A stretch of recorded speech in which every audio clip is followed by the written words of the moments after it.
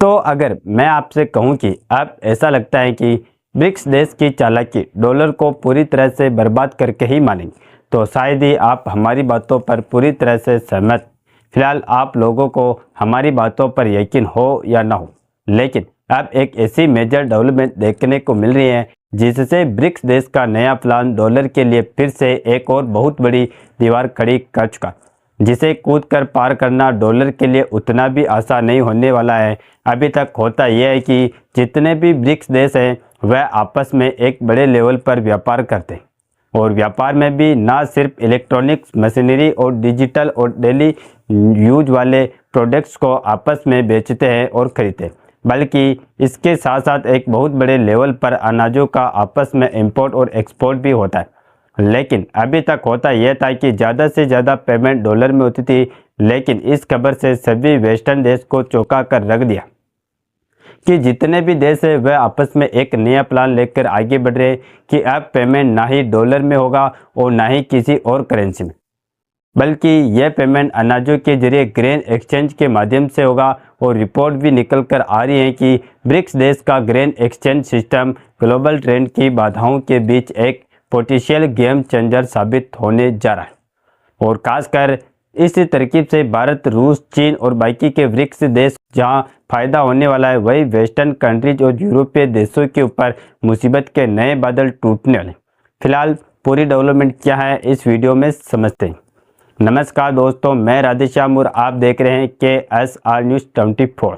देखिए, अमेरिकी डॉलर सिर्फ एक कागज का टुकड़ा नहीं, यह दुनिया की सबसे ताकतवर मुद्रा है। चाहे आपको तेल खरीदना हो, हवाई जहाज लेना हो या कोई बड़ा सौदा करना हो, ज़्यादातर लेन देन डॉलर में होते हैं। दुनिया के ज़्यादातर देश अपने पास ढेर सारे डॉलर खजाने की तरह रखते हैं, क्योंकि इसके पीछे की कहानी बड़ी रोचक है। दरअसल द्वितीय विश्व युद्ध के बाद 1944 में एक बड़ी मीटिंग हुई थी जिसे ब्रिटेन वुड्स समझौता कहते हैं।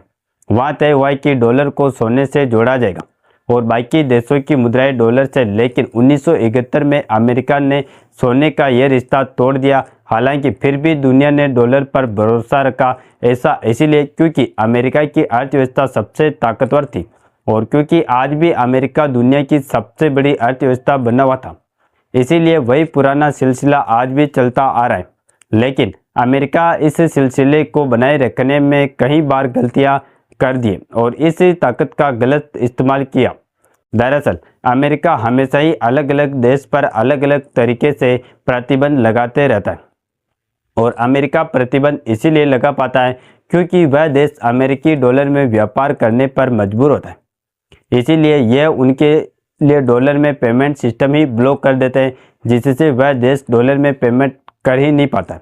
और अमेरिका के द्वारा कई देशों पर प्रतिबंध लगाने का सिलसिला आज से नहीं शुरू हुआ, बल्कि प्रतिबंधों का खेल अमेरिका पिछले कई दशकों से खेलते आ रहा है।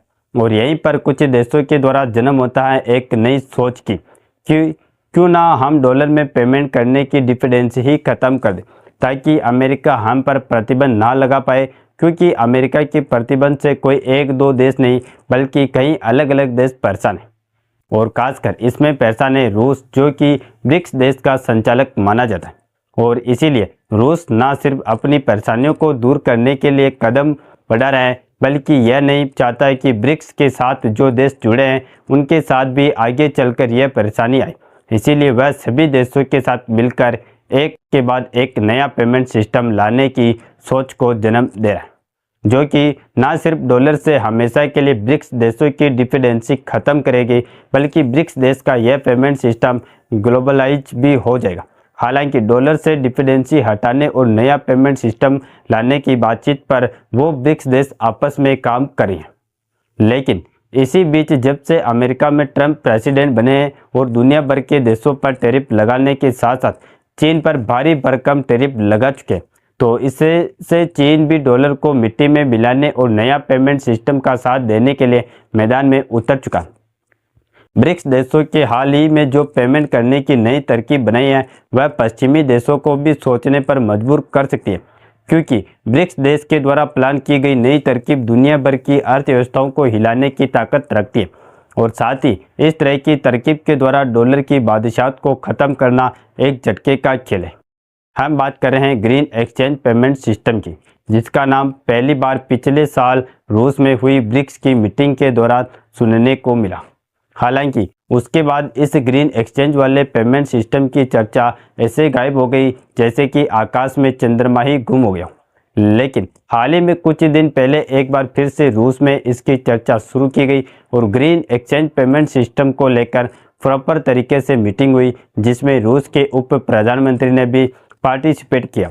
अब बात करते हैं कि आखिरकार यह ग्रीन एक्सचेंज है क्या।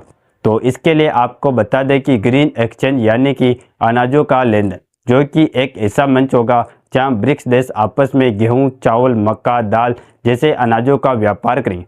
लेकिन ट्विस्ट यह है कि यहाँ डॉलर का इस्तेमाल नहीं किया जाएगा, बल्कि सीधे सामान के बदले सामान लेन देन किया जाएगा।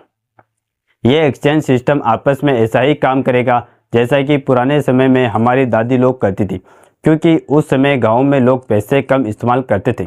जैसे कि मान लो तुम्हारी दादी के पास ढेर सारे चावल है लेकिन दाल खत्म हो गई, और पड़ोस की चाची के पास ढेर सारी दाल है लेकिन उन्हें चावल की जरूरत है। तो दोनों आपस में मिलकर कहती थी कि लो मेरे 5 किलो चावल लो और तुम मुझे 3 किलो दाल दे दो, यानी कि बिना पैसे के काम हो गया।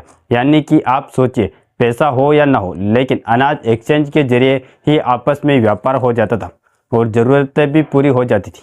और अब ठीक इसी प्रक्रिया का इस्तेमाल ब्रिक्स देश करने जा रहे हैं। जैसे कि मान लीजिए, होता यह है कि अभी भारत के द्वारा रूस को चावल का एक्सपोर्ट किया जाता है, जो कि अनाज है, जबकि भारत रूस से पेट्रोलियम प्रोडक्ट इंपोर्ट करता है, लेकिन दोनों एक दूसरे को लोकल करेंसी या फिर डॉलर में पेमेंट करते हैं। लेकिन अब यहीं पर बड़ा बदलाव किया जाएगा, और जैसे कि मान लीजिए $2 बिलियन का हमने तेल खरीदा और उसी के बदले हमने 2 बिलियन का चावल रूस को एक्सपोर्ट कर दिया, तो इसका पेमेंट आपस में नहीं करना पड़ेगा। और यही ग्रीन एक्सचेंज पेमेंट सिस्टम की तरह काम करेगा। और ब्रिक्स देश जिस तरीके से इस प्लान को लेकर आगे बढ़ रहे हैं और हाल ही में मीटिंग देखने को मिली है, ऐसे में जाहिर सी बात है कि रूस चुप नहीं बैठा है और वह ग्रीन एक्सचेंज पर काम कर रहा है। ऐसे में अगर यह बड़े लेवल पर होना शुरू हो गया तो यह डॉलर को मिट्टी में मिलाकर रख सकता है, क्योंकि ब्रिक्स देश को देखा जाए तो यह दुनिया का 44% अनाज पैदा करने, जिससे इस बात में दो राय नहीं है कि यही ब्रिक्स देश अपनी 44% अनाज की ताकत से पश्चिमी और यूरोपीय देशों को हिलाकर रख देंगे। बाकी आपको क्या लगता है कि ब्रिक्स देश जो यह अनाजों को आपस में एक्सचेंज करने का प्लान लेकर आगे बढ़ रहे हैं, क्या यह सक्सेसफुल हो पाएगा या नहीं? अपनी राय कमेंट में ज़रूर बताएं और इस वीडियो को एक लाइक करके अपने मित्रों तक शेयर जरूर करें, ताकि उन्हें भी जानकारी मिल सके। और इसी तरह नॉलेजेबल वीडियो देखने के लिए हमारे चैनल KSR न्यूज को सब्सक्राइब करके बेल आइकन को ऑल पर जरूर सेलेक्ट करें। जय श्री राम, जय हिंद, जय भारत।